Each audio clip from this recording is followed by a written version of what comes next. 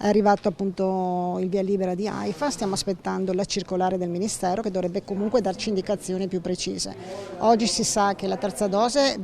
può essere fatta agli immunodepressi, citano soprattutto i trapiantati, fibrosi cistica, cioè grandi patologie, e può essere fatta dopo 28 giorni dalla vaccinazione, quindi subito, proprio per mettere in protezione appunto queste categorie molto fragili, e si parla di dose aggiuntiva.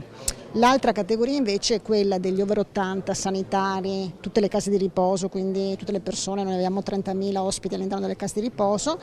Si parla di dose booster, quindi che fa da protezione ulteriore, così almeno questi sono i termini che loro citano, però poi li capiremo nella circolare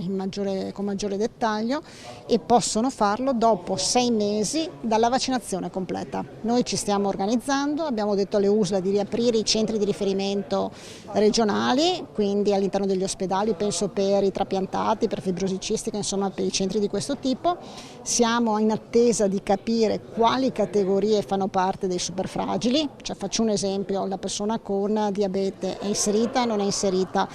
cito un esempio insomma per citare gli altri, quindi aspettiamo anche l'elenco con la circolare del Ministero, poi apriremo chiaramente le prenotazioni con una sezione riservata a questi. Le USL si stanno organizzando per invece la vaccinazione dentro le case di riposo per gli anziani, e poi apriremo anche per tutti gli altri over 80 e i sanitari, insomma, delle sezioni per quanto riguarda appunto nelle agende insomma delle varie singole aziende.